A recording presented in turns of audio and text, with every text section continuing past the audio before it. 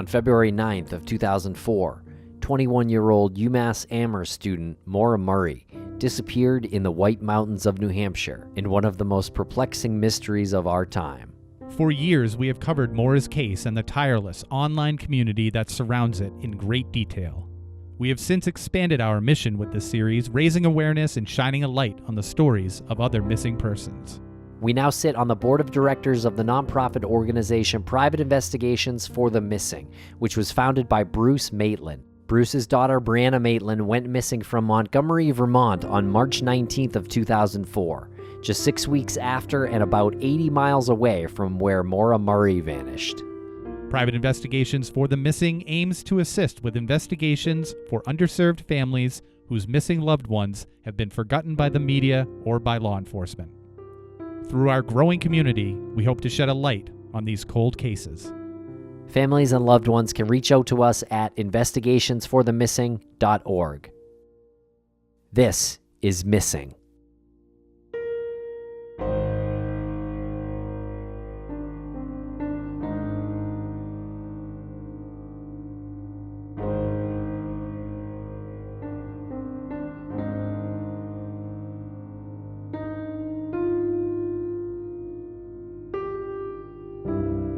Welcome back to Missing. I'm Tim, here today with Lance. Lance, how are you today? I couldn't be better, Tim. Just literally could not be better. How are you today? I'm doing pretty well, and I'm delighted that we're being joined by our pals Lou Barry of PIs for the Missing. He is a licensed private investigator, Lance, and a former police chief. He's now donating his time pro bono for private investigations for the missing. And we're being joined by Jason Watts, who is best known for his advocate work in the Brandon Lawson case. Yes, both of these gentlemen do a lot of fine work on their own independently, and they work with private investigations for the missing. They've teamed up on this missing person in particular. We speak about Samantha Tapp, and this is really a cool insight into the beginning stages of what it's like as a private investigator looking into someone who's missing and really just getting the information early on and trying to figure out what to do with it and trying to figure out what to do with information you don't have, which I find just as interesting. And Samantha Leighann Tapp went missing from Burleson, Texas on October 12th, 2004. She is considered an endangered runaway, and she was born July 25th, 1988. So she'd be around 32 today, and she was about 16 at the time of her disappearance. Statistics for the time of her disappearance: 5 foot 4 inches, 120 pounds, Caucasian female, black hair, brown eyes, and Samantha may be using or may have used the last name Van Diver, and she may wear eyeglasses or contact lenses. If anyone has any information on it, please contact the Burleson Police Department at 817-426-9910. And you can always reach out to us at Private Investigations for the Missing at investigationsforthemissing.org. If you need to get a message to someone, you can do it there, and we can forward that to the appropriate place. And please join us on Saturday, February 20th. Tim and I, along with some of our most trusted cohorts, will be closing out the evening of fundraising for the Charlie Project on Get Vocal. This is an organization that many of you are familiar with. They feature missing persons and all of the statistics that you need, all of the information for calls of action. It's an important mission, and this fundraiser has been organized by none other than the Josh Hallmark from Our Americana and True Crime Bullshit. That's right. I can't wait for this. It's going to be a lot of fun. And shout out to Megan Good, who runs the Charlie Project. Would love to have her on Crawlspace at some point, or Missing at some point. We will definitely circle back about that. But yeah, if you can't join, maybe you can donate to the Charlie Project. It is such a valuable resource to what we do. And she's a one-person show. It's pretty amazing what she's been able to do. And again, this is on getvocal.com. That is GETVOKL.com. And it is February 20th, Saturday, February 20th. The event starts at noon and goes all the way to midnight, so a 12-hour fundraiser that is going to be highlighted by people like Unjust and Unsolved. That's Maggie Freeling from Unjust and Unsolved. We have Wine and Crime. We have LA Not So Confidential. We have Rebecca Sebastian. And like I said, Tim and I will be joining as well, wrapping up the evening at 10:45. And then Josh officially closes out everything at 11:30. So it should be a great event. Again, you can donate always to the Charlie Project, so check them out at charlieproject.org. Thanks a lot, everybody. Hope you enjoy this interview with Lou Barry and Jason Watts about missing Samantha Tapp.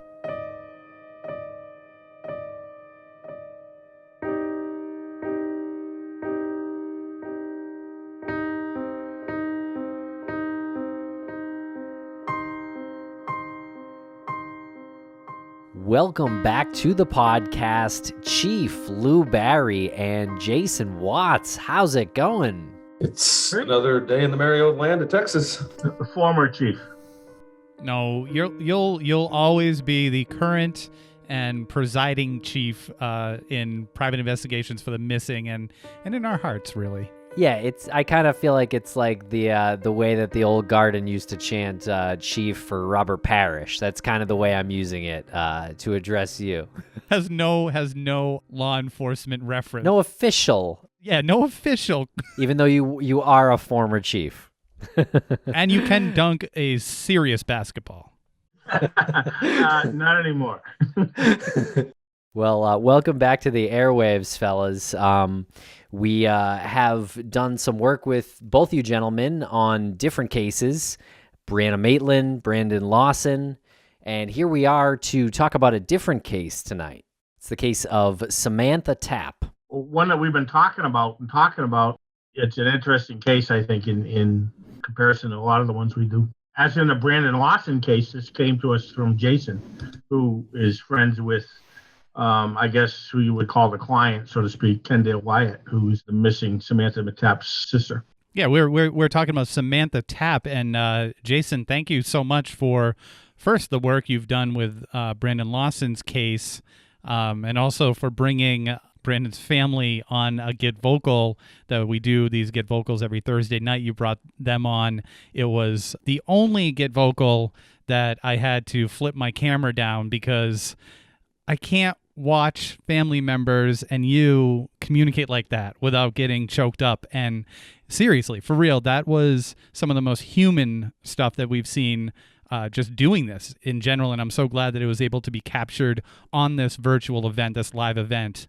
And hopefully we can all get together at CrimeCon. But Samantha Tapp is also from Texas, and that's your stomping ground. She went missing in Burleson, Texas. Am I saying that correctly? So she went missing October 12, 2004 from Burleson, Texas. She was only 16 years old at the time of her disappearance. And for the longest time, her case has largely went unknown. I mean, if you try to Google it or search it, you will bring up almost nothing. It's just an absolute unheard of case. I've been friends with Samantha's sister, Kendall, for many, many years. I became acquainted with her when I was married to my ex-wife. My ex-wife and Samantha's sister were classmates. And for the longest time, I didn't know Kendall had a sister that was missing. I was just Googling missing person cases near to me one day, and Samantha Tapp came up, and it kind of hung up in my mind that, well, Kendall's last name was Tapp. And she went to Burleson. I asked Kendall about it, and she said, yes, that's my younger sister, and she's missing. I'm just a private citizen, so I'm kind of limited as to what I could do. And I had been working with Lou with the Lawson case, and I was a little hesitant to ask Lou about it because Lou's a busy guy too. And the last thing I wanted to do was overload him. But I finally mentioned it to him one day, and he said, you know what, let's take a look. And so Lou really has done a lot with the Tapp case. He really has. And he's been communicating with law enforcement in Burleson. And I'm just going to kind of let Lou really take it from here because he knows the most, and I'll chime in when it's necessary. Well, I told Jason if one more friend of his comes up missing in Texas, we're going to start taking a closer look at him. Chief of comedy as well. Texas is a big state, man. I can't help it. People go missing.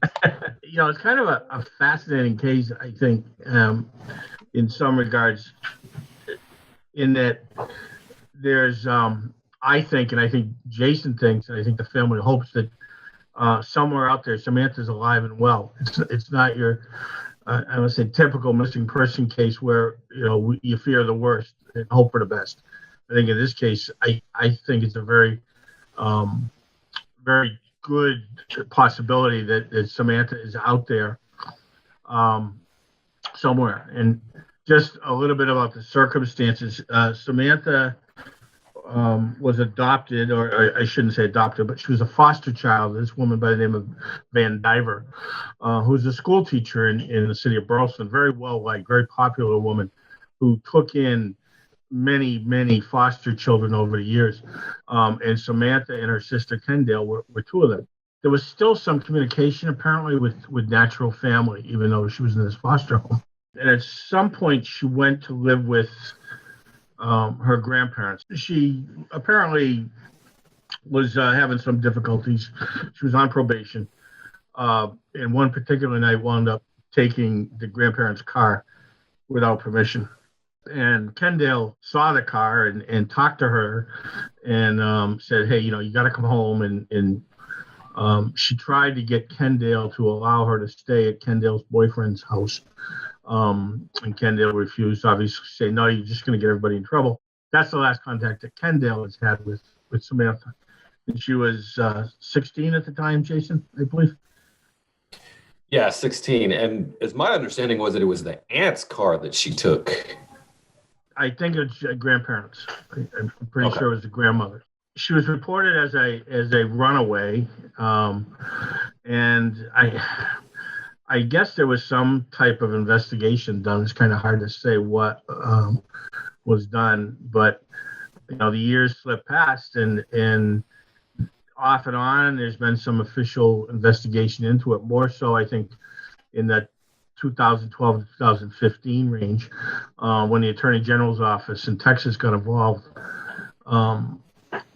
But there's evidence out there that she contacted an aunt shortly after the disappearance, if not, I think that night or maybe a few nights later at some point, and actually showed up at another aunt's house at one point, has been run by authorities several times. Dallas, Fort Worth Airport, Melbourne, Florida, Oregon, and Delafield. What was that, Minnesota? Was it? Or Wisconsin, maybe. So over the years, off and on, she has apparently had contact with authorities, causing them to run her as in the computer that shows up later on an offline search. Yet no one can pin down the specifics as to who, why, when, or where. So anyways, to try and figure out what had been done, we contacted the Burleson PD. And, I really want to commend them talking to the detective who is now sort of assigned to the case. And he was perfectly honest. He said, look, we do not have the time nor resources to be looking at a missing person from 2004. And he said, I'm glad you're doing it. I'm glad somebody's doing it. We'll help as much as we can. Obviously, they ran into a stone wall with being able to release records. So he suggested a FOIA request. And Jason, I think you'd already put in one, hadn't you, around that time? Yeah, I did. I put in a Freedom of Information Act request for her case files and records, and they, I guess, weren't comfortable releasing them to a private citizen, which is understandable. So that's when I suggested you put in the FOIA. Well, what happened was that it shouldn't matter. FOIA is FOIA, whether it's going to an individual or an agency. I shouldn't say agency. Government agency is obviously different, but it shouldn't matter. When I put in the request, the response was, we'd love to give it to you. However, we have to get our city attorney's okay on it. And the city attorney denied it, yet he said, I'm going to send this up for an appeal to the Attorney General's office. He just didn't feel comfortable releasing it. And after some period of time, we got a response from the Attorney General's office. And, you talk about a catch-22. They can't release the information because she was a juvenile at the time, and juvenile records are not public information. So even though she's now an adult, the fact that she went missing as a juvenile, according to them, prohibits them from releasing the reports to us. That's when we suggested that maybe Kendall put in a request, being a next of kin. She got to put in a request, and lo and behold, maybe a week or so ago, she got a response, and they gave her all the reports from the Attorney General's office, not the Burleson reports, but what's more valuable to us is the more recent reports anyway. So we now have those in our hands. Oh, good. Is there anything valuable in there? I hope so. I mean, it's we're right in the stages now where we're trying to follow up on that, trying to contact certain people, and without luck so far. But I feel very hopeful that there's some decent leads there. And we've already discussed the other night. We had a phone call with myself and Jason and Kendall about, where we were going to proceed from here. And I've been trying to make contact with one particular person. I haven't been able to at this point. We've discussed an alternative that Jason and Kendall may try and make in-person contact. So that's probably our next step. How close were Kendall and Samantha? What was their relationship like? They were very close. Kendall has described it as, they were there for each other. They were close sisters. That's the way she describes the relationship. She did mention that they did have a little bit of a rough upbringing, and that may play a factor in why Samantha hasn't made contact with Kendall. Any more detail on that? What do you mean by rough upbringing? Well, I mean, their parents at the time just, weren't really in a good place to be raising children, and that's why they ended up being fostered by Miss Vandiver. And Miss Vandiver, as Lou pointed out, fostered many children. And so Kendall and Samantha have many adoptive siblings because Miss Vandiver, again, she fostered many children throughout her life. But the relationship that they had with their biological parents, you were saying their biological parents were in no position to be raising a child at that time? It was just a rough set of circumstances from what Kendall describes it. Yeah.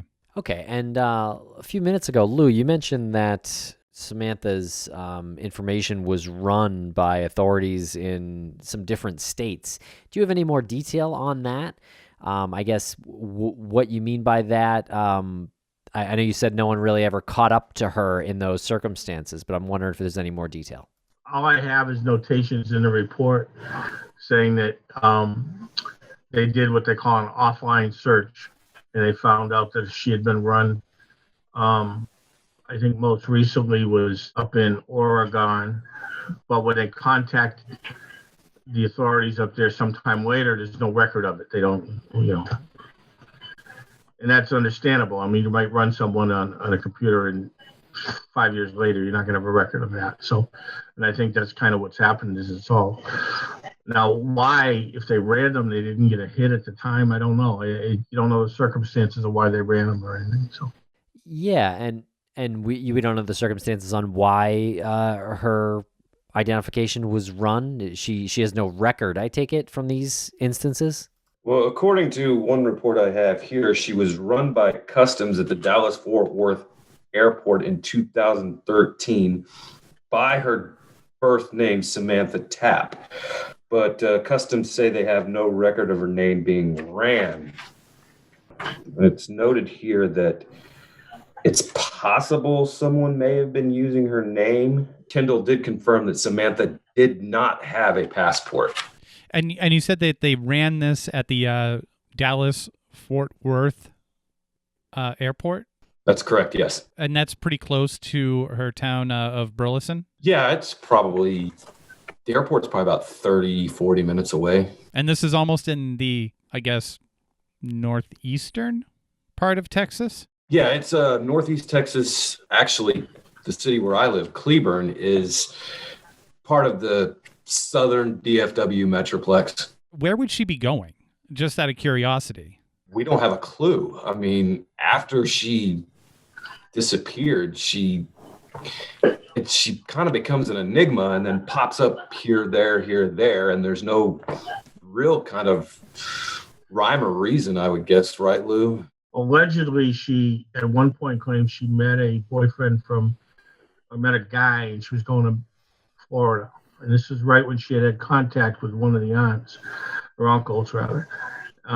She showed up at their doorstep and wanted to go live with them. And they said, sure, fine, but we can't come and get you. So at that point, she was in Cleveland, supposedly. And she called back and said, forget it. She had met a guy from Melbourne, Florida, and she was going there. And there's a phone. They got a call, and the phone number comes back from Melbourne, Florida. The authorities tried to track down this phone and said it was a spoof number. But my indication is that I have a name that goes with the number, and it matches the name that was mentioned. That's one lead that we still are going to follow up on. Where are you getting this? Cell phone records from the police or from the family? This is coming from the Attorney General's report. So you're currently in the state of looking through these records, looking at phone records. I'm assuming are there emails in there? Anything else that can trace any sort of path or anything? No, we've got some names. One of the indications was that she might be using the name of a foster sister. So we have a list of those. In fact, one of the names that was run was Samantha Brown. Brown is the name of a relative. She may very well could be using the name Brown. She could be using the name Van Diver. She could be using the name Tapp, or she could be using any one of a number names. She allegedly had a baby. Now, she may have had taking the name of whoever the baby daddy is. We don't know that. I think the key is to get the information out there that she's not wanted by the authorities for anything. The stolen car is ancient history as far as they're concerned.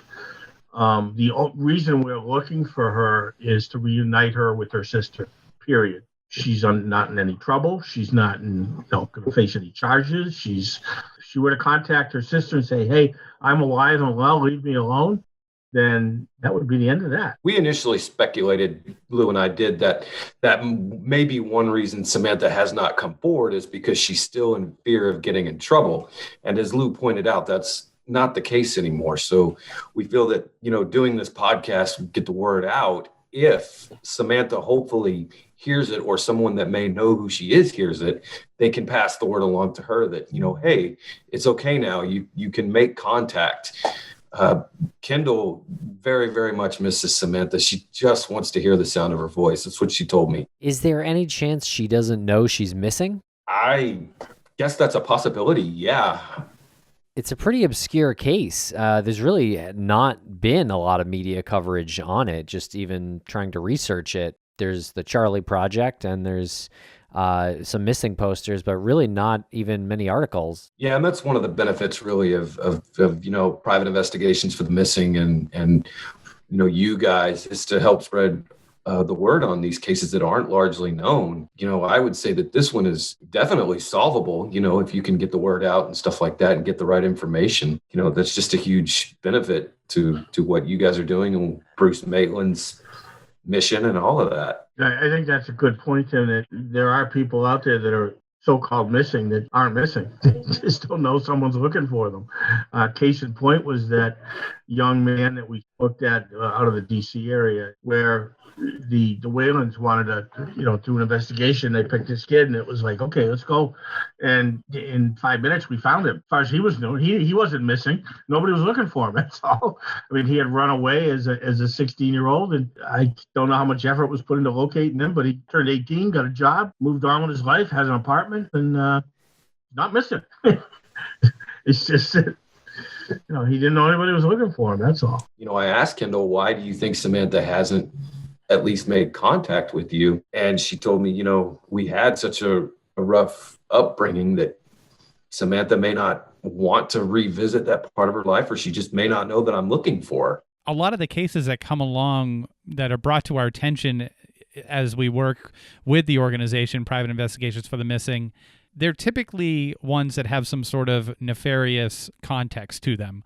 But I feel like the majority of missing persons cases are a little bit more straightforward, where someone just doesn't know, like we were talking about, and all it takes is a phone call or an email or just some form of reaching out somehow to say, I'm here, I'm fine. You can move on, I can move on, and then they can work out whether or not they want to connect or continue that relationship. But just putting somebody's mind at ease, regardless of what happens next, is really just as much of a win for an organization like this as finding a perpetrator, finding bones. You know, we're not always all about like the doom and gloom. It's just a phone call maybe. When I first took a look at this and mentioned it to Lou and I did have a concern that there may have been a nefarious, element to this. But once we really got into it, we realized that that probably wasn't the case here.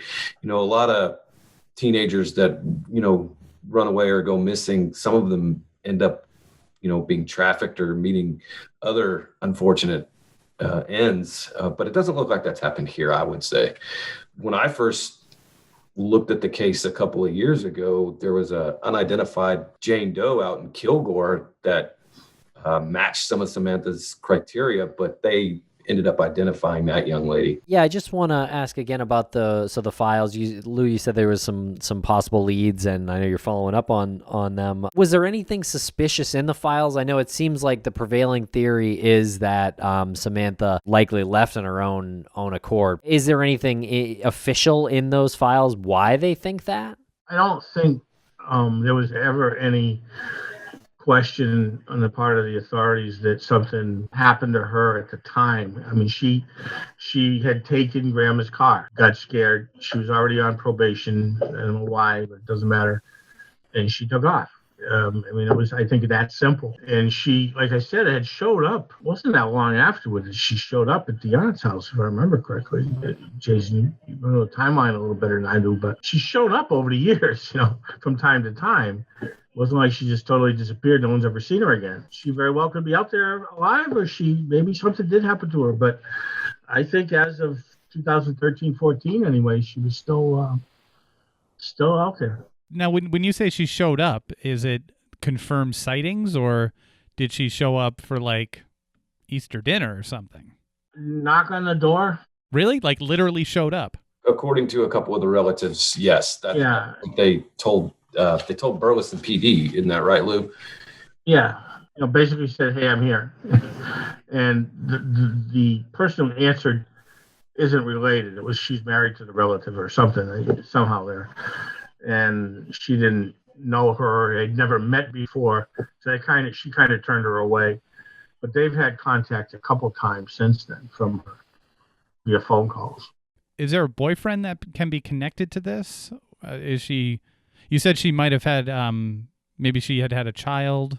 Well, we've got a name that owned the phone that she allegedly made a call from, who was interviewed and denied any knowledge of her. That might be because she borrowed a phone, or it might be because he doesn't want anyone to know that he had relation with her. I mean, I don't know. We don't know enough about that, but certainly worth following up on. Right now, I think our best lead is one that we're looking at. So we're going to pursue that first, and then go on to these other things afterwards. From what Kendall told me, she did apparently tell a boyfriend of hers at one time that she would run away with him to Wyoming. But we tracked that boyfriend down, and he's still living here in Texas. So it doesn't look like, that was probably just part of teenage love. I mean, we've all been in love and, at that age and said, hey, let's run away and get married. And I don't know about that. I've asked him to run away with me numerous times, and he's... never, there's no convincing him. I am curious about the procedure, Jason, in which you go through to contact someone like a boyfriend. I don't even know if it would be considered a boyfriend when you're that young, and those words are exchanged, and then years later, I'm assuming it was prior to 2004, she told this boyfriend that I would love to run away with you. So you're looking at, 16, 17 years later. How do you approach an individual and say, hey, do you remember this young woman? And do you remember what she said to you? How did that whole scenario play out? Basically, I just found the guy on Facebook and shot him a message. Sometimes that's a little awkward, but he was pretty cool. He said, no, I'm living over here in Texas. And he said, yeah, I remember her, but, that was 16, 17 years ago. And, I'm here in Carrollton with a wife and kids now. So clearly we didn't run away to Wyoming. Were there any reports from the person who saw Samantha on what she looked like what condition she was in? Did she have the child with her? I think it said that she did have the child with her, but there's no report on her appearance or anything like that, no. But one report said she was in scrubs. And they even had a location where she was supposedly staying in Cleburne at a shelter. By the time they found out the information, it's years later. Yeah, they're not going to keep records that long. There's actually the sighting of her in Oregon mentions that on February 17th, 2011, Samantha Leighann Tapp was run in Oregon in Columbia County, possibly with St. Helens Police Department. Both Columbia County and St. Helens Police Department were contacted for further information as to why her name was run, but their records did not go back that far. At some point, Jason, you did a age progression on one of the photos. That was done by the National Center for Missing and Exploited Children. Yes, I think that was done by the request of one of the detectives at Burleson PD. It's hard to say whether it's an accurate description of what Samantha would look like. And I guess any age progression photo really is just a guess of what the person may look like. But I would like to see one done on maybe a more common photo of her in her everyday life. That's a good point. And it's one of the things with Amber Alert. Usually a child goes missing and you ask the parents for a picture. And what they do is they run and they grab their class picture where their hair is all nice and neat and they're all dressed up for school and they're, and that's not what they look like. Take a picture of them out in the yard after they've been playing in the mud for a while or whatever. And that's what they're going to look like, When does it get to the point with a seemingly well-staffed police department in a large town, small city, around 36 to 40,000 citizens, when does it get to the point where something isn't a priority for them? Just your opinion. Was it around 2005, 2006? I don't think there's any hard and fast rule. I think it depends upon how fresh is the case. Are there any leads coming in, or is it just sitting there stagnant? The longer a case goes without any attention being paid to it, the less attention that gets paid to it. It starts gathering dust, and then it's forgotten. And I think we see that over and over again. One of the big things about PI for the missing is once that organization gets involved, the dust gets blown off the file, and it generates a little bit of interest. Because the worst thing, I think, and I hate to say this, but I think it's true, no department out there wants someone else to solve their case. Yeah, I mean, there's and also, no obvious foul play in this case. So I can imagine how this one very easily slipped down priority ladder. But I'm curious, where do you think the best chance or what's your best idea on where she is now, or what general area she might be? I would say that we're interested very much in the possibility of her being in Florida. Obviously these sightings in Wyoming and near that area up in Oregon and stuff like that are interesting to us. Lou's got the lead he's working on. We're really curious to see where that goes. In this day and age, travel is so easy that, you can be in Boston today and LA tomorrow. And I don't think there's anything that leads us to a specific location. It's just there's some possibilities. But, what's curious to me is her social number has never been used that I can tell. You'd be able to tell if she used that on something like a job application? It should show up somewhere. If she created any type of an identity using that social number, got a job, got a driver's license, got a house, paycheck. Eventually stuff shows up in public record and there's zero activity on there. So that doesn't mean anything. She could have got another social number. She may never have worked a job where she needed a social number. That was one of the things I had hoped for, was that if she had just taken off and changed her last name and gotten a job, that eventually her social number would show up and bingo, we'd find her. But it didn't happen that way. I got to say, there's a real value to conversations like this, because there are other shows out there that focus on missing persons, and the ones that are great are great. They typically will focus on a missing person and have all the details as fully in order as they possibly can. It's produced, and it delivers a very cohesive storyline for the listener. But I think that there is real value to hearing investigators come together through an organization and talk through something that is really perplexing when they don't have all the information yet. And you two have just been delivered a FOIA packet, a collection of documents that are tracing this young woman's life up to her disappearance. And I think, again, there's a real value to hearing frustration in your voices, downright confusion, and almost a bit of despair when you're talking about her sister just literally wanting a phone call. Because these disappearances aren't clean. None of them are clean. None of them are produced.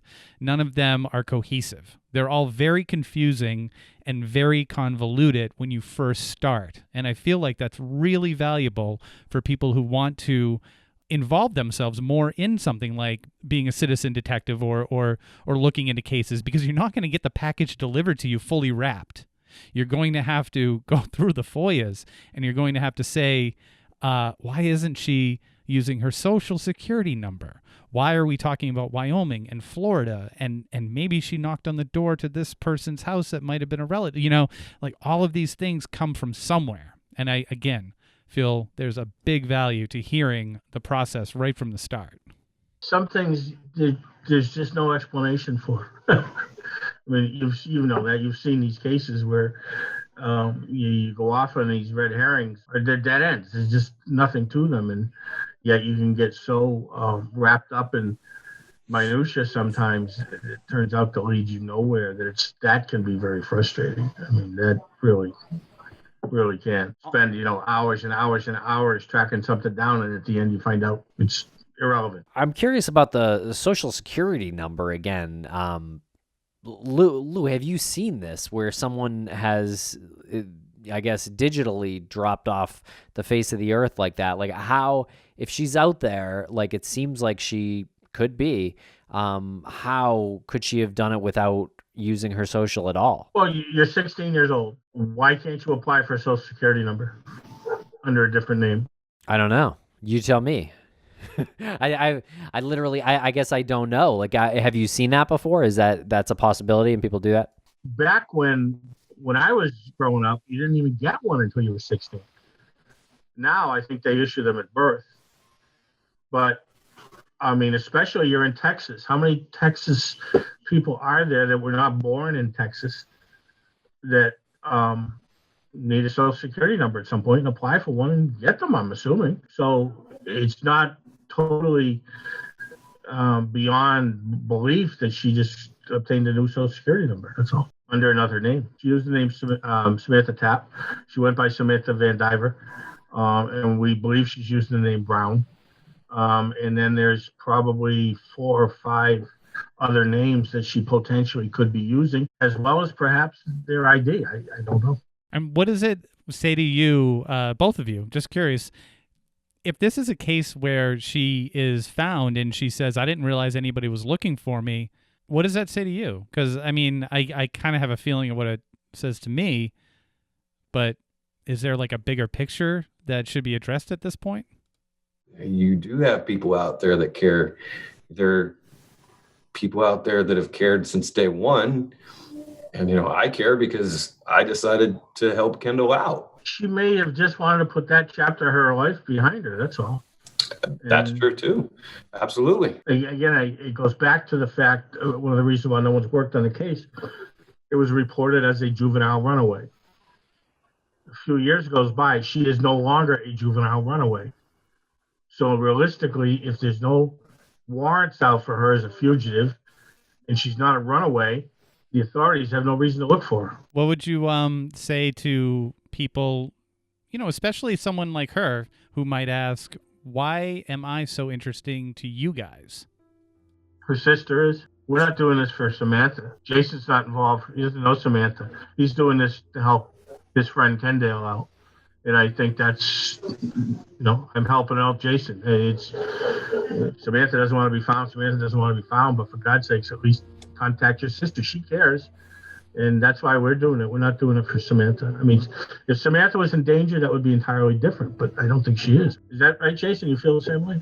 Kendall is a good friend of mine, and I've known her for a long time, and I just want to be able to put her back in touch with her sister. I think Kendall would definitely, sleep a lot better at night if she at least knew that, she had the peace of mind of knowing that her sister is still alive and is okay. If Samantha does happen to hear this, at least contact Kendall, please. If you don't want to come back to Texas or that's fine. She's an adult at this point. We can't make her do anything, but please reach out to Kendall. And if you don't know how, contact one of us. Message Tim and Lance. They'll be more than happy to get in touch with us and help you get back in touch with Kendall.